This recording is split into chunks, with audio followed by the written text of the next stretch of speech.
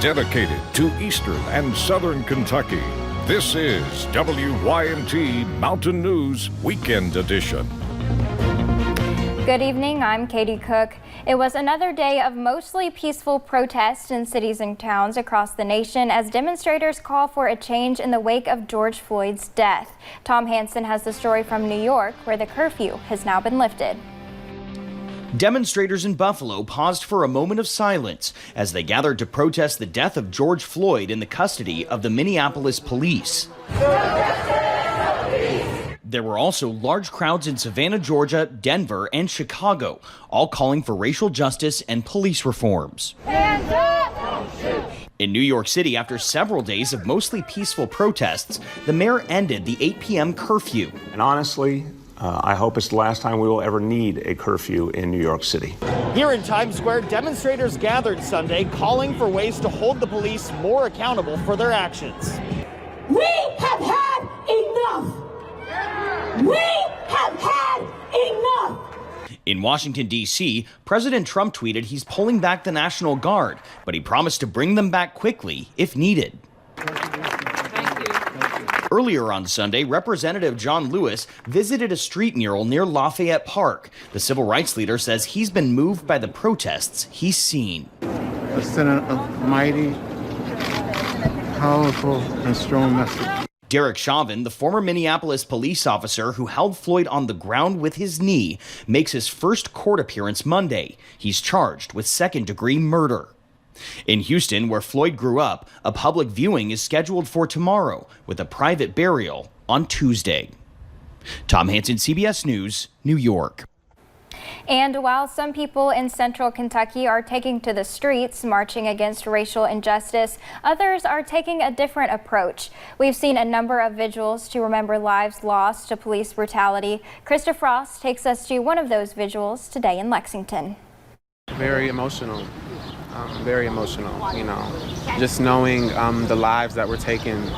And no justice. Yeah. No justice. The lives that were taken and the families that are grieving right now. We saw the 8 minutes and 46 seconds of silence yesterday in Richmond, and this morning it was repeated in downtown Lexington.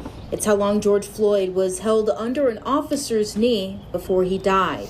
The death of George Floyd was captured on tape in a visceral way, and I think the closest comparison is to Emmett Till, which was a death that also sparked outrage and protests similar to what we're seeing today. Thousands of people across the states protesting for peace. What you'll see is people coming together, and I really do think that is our best strength. Our strength is our diversity. And it's people of all ages who are coming out to support the cause, people who witnessed the civil rights movement of the 60s, and even some who are just now graduating high school. Like we said, he graduated this year. I wanted him to know the importance of how important he is as a black man. Coming up in 2020, this is history right now. And as a mother, I didn't get to see my son graduate. He didn't get to play with his friends. As you always would want them to have a great senior year. And I wanted him to understand this is why. Because history is being made. And as people across central Kentucky sit in silence, they remember not only the name of George Floyd, but Breonna Taylor, Ahmaud Arbery, Sandra Bland, and so many others who will never be forgotten. And to keep them in my heart, and to keep their memories alive, to grieve for them, but to also come up with a plan to move forward. In Lexington, Krista Frost, WKYT. A group in Richmond also held a similar vigil yesterday where, like today, folks quietly whispered the names of those lost.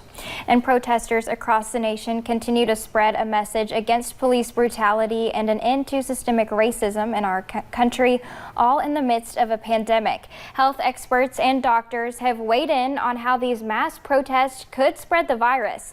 Dr. Ryan Stanton says it is highly unlikely we will see large increases of COVID-19 cases as a result of the gatherings. I saw a lot of articles coming out like 2 or 3 days after the protest and saying that, look, the numbers are going up from the protesting. And it's not the case. We're not going to see a huge jump in 2 to 3 days or even a week. The threat of COVID-19 has not stopped protesters across the state. They say we are currently in a battle with two pandemics right now. And protesters in Ashland, Kentucky marched today. This came after the original organizers of the march backed out. John Lowe has more from what those who came out had to say. For a couple of hours Sunday, neighbors in Ashland did what they could to come together. People need to be reminded, that it's not about color, it's about unity. People coming together. Coming together for what they hope is the beginning of change. Something has got to change, and it starts with us. And like I said, the generation before us didn't do anything to stop these things. So our generation are the ones coming out here to say enough is enough, and we're changing these old ways. Despite losing support of the original protest organizers, people still came together to rally under the 13th Street Bridge. Then marched down Greenup Avenue. No justice, no peace! No justice, no peace! Kneeling. I can't breathe! And lying down. I can't breathe! For over 8 minutes each to memorialize George Floyd. And while the protest went smoothly, one of the protest organizers, Justin Thomas, said it couldn't have gone any better if it hadn't been for city officials. They've been very, very helpful. They are, been, just, we couldn't ask for a better city to be behind us on this movement. But through everything, protesters say it's time to start answering questions that are being asked all over America today. How do people of color keep on becoming victims of police brutality? How is it like people like me, why are people so scared of me? Like, why are you so scared of my skin color? John Lowe, WSAZ News Channel 3, Ashland.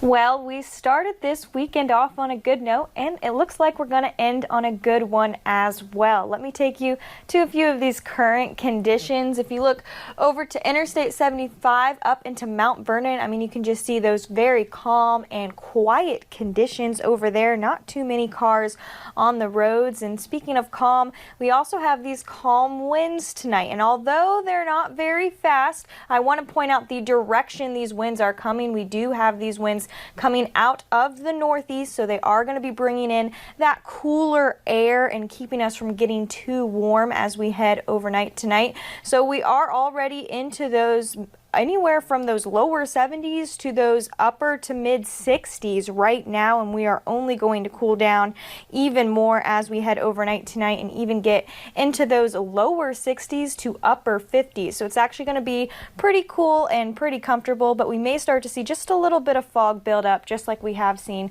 the past couple of nights. Katie? Thank you, Brooke. A Louisville man is dead after a small plane crash in New Washington, Indiana yesterday afternoon. This is a photo of the wreckage. Joshua Warren was pronounced dead at the scene of the crash by the Clark County Coroner's Office. Indiana State Police say someone called 911 after seeing the plane wreckage in a field. The single-engine plane crashed around 3:20 on Saturday afternoon, and the cause of the crash is still under investigation. Search crews are still looking for two swimmers who went missing on June 5th at Lake Cumberland. 4 people were swimming in the lake when their houseboat drifted away. 2 were picked up by another boat, while 2 men in their 20s were trying to catch the houseboat. Those 2 went under and haven't been seen since. Both are international students, and the families of the missing students have been notified through their embassies. Hillview Stables in Laurel County opened for spring and summer fun. You can find kangaroos, horses, and camels there. They offer a petting zoo, pony and camel rides for kids and adults to join. We talked to the owner today, who says he opens in the fall for a pumpkin patch, but he decided to open early to let families have fun after being healthy at home for a few months. The owner says they are encouraging social distancing and good hand washing practices by offering hand washing stations and signs to remind people to social distance. I just like to see people come and have a good time and see the kids smiling faces, and they've not had anywhere to go, no playground, no activities hardly at all for them to do for the past 3 or 4 months. Kind of limited number coming in at the door, and we've got tape on the floor at the concession stand, and telling everybody, and we've got signs out and just telling everybody to be safe. Hillview Stables closed tonight at 8, but will reopen next Saturday and Sunday at 11 a.m. And we have more information from the stables on our website, WYMT.com. COVID-19 has had a negative impact on many local businesses, but WYMT's Madison Pergram explains how some local pool companies have stayed busy during the pandemic. Splashing into summer. It has been crazy busy this year. As it heats up, people make their way to the pool, with many people deciding to make a home edition of their own. Many people are staying at home this year. They're not taking their family vacations, so they have put all that money into their outdoor space in their backyard. As COVID-19 ramped up, it was uncertainty at Lowe Pools in Corbin. At the beginning, we were kind of wondering, are we going to have to shut our doors down? Are we going to still be able to service our customers' pools? Because we have a lot of pools that we help to maintain on a weekly basis. Stephen Lowe, operations manager, says even with curbside service, their business started to boom. So when they pulled up, we'd have somebody go out, get their water sample. We'd have sales associates go out, talk to them, selling pools, selling chemicals, selling other products, grills and stuff as well. And before long, inventory including liners and ladders started to dwindle. As of a few weeks ago, we no longer have ability to get above ground pools this year. All of our suppliers are out, and that's largely due to the manufacturing has been shut down. All as people prepare to have some fun in the sun. In Corbin, Madison Pergram, WYMT Mountain News. Lowe says many of their manufacturers will be shut down until June 15th. Well, for the past 40 years, there is one bass tournament in Knott County that fishermen always look forward to, the 40th annual Vico Sassafras Fire and Rescue Bass Tournament. This year's tournament brought more than 33 boats who fish from Saturday to Sunday. Tournament coordinator Jordan Dean says this fundraiser means everything for the Vico Sassafras Volunteer Fire and Rescue. We only have a set amount of aid that we get from the state every year. If we don't run any type of fundraisers, that's literally only $11,000 per year. This is a profit for us, so anywhere from $3,000 to $5,000 normally.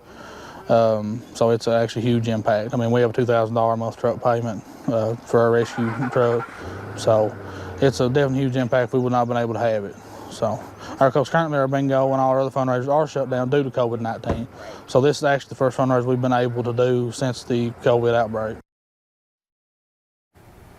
Dean says they hope to raise the award money to $2,500 next year for first place. Pike County Central announced they have found a new coach for their Lady Hawks. The school hired Denise Campbell to be the new women's basketball head coach. Campbell won 59th district titles in 2010 and 2011. She also held a 153 and 194 record over 12 seasons at East Ridge and a 38 and 62 record over 4 seasons at Phelps. Coming up on Mountain News Weekend Edition, you don't want to miss this video of a bear swimming in Buckhorn Lake. And just the next couple of days are going to be hot, hot, hot. I'll let you know how high those temperatures are going to get coming up.